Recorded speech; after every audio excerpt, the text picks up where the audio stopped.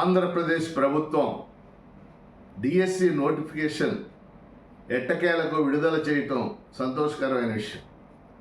కానీ అదే సమయంలో 3 అంశాల గురించి డిఎస్సికి ప్రిపేర్ అవుతున్నటువంటి అభ్యర్థులు చాలా ఆందోళన చెందుతూ ఉన్నారు.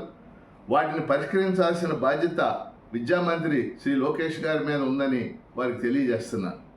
మొదటిది ఏజ్కి సంబంధించి గత డిఎస్సిలోనే 2018లోనే వయోపరిమితి 44 ఏళ్ళు ఇచ్చారు.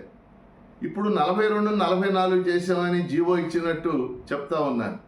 కానీ వాస్తవంగా గత 6 ఏళ్లుగా డిఎస్సి నోటిఫికేషన్ లేదు కాబట్టి ఈ వయోపరిమితిని 47 ఏళ్లకు పెంచాలని అనేక మంది అభ్యర్థులు కోరుతున్నారు. తెలంగాణలో కూడా 46 సంవత్సరాలు చేసిన సంగతి మనందరికీ తెలిసింది.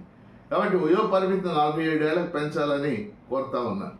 రెండవ చాలా ముఖ్యమైనటువంటి అంశం, ఈ డిఎస్సిలో డిగ్రీ అభ్యర్థులు 50% ఓసీలు, 45% ఎస్సీ ఎస్టీ బీసీలు కలిగి ఉండాలని ఒక కొత్త నిబంధన పెట్టారు. ఎన్సిటిఈ ఆ విధంగా చెప్పిందని చెప్తా ఉన్నారు. ఇది వేలాది మంది అభ్యర్థులు తమ అర్హతను కోల్పోయేటటువంటి పరిస్థితి ఏర్పడింది.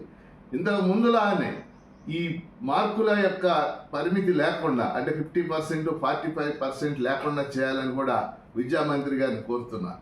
మూడవది 45 రోజులు, కరెక్ట్గా 45 రోజులు సమయం ఇచ్చారు. ఈ 45 రోజుల సమయం ఒకసారి పుస్తకాలు తిరగేయడానికి కూడా సరిపోదు. అనేక టెక్స్ట్ బుక్స్ చదవాల్సిన అవసరం ఉంది. అందువల్ల అభ్యర్థులు 90 రోజులు ఈ పరీక్ష సమయం అడుగుతున్నారు. ఈ 3 అంశాలు కూడా పరిశీలించాలని ఆంధ్రప్రదేశ్ ప్రభుత్వాన్ని, విద్యామంత్రి లోకేష్ గారిని నేను కోరుతా ఉన్నాను. వేలాది మంది అభ్యర్థుల తరఫున నేను కోరుతున్నాను.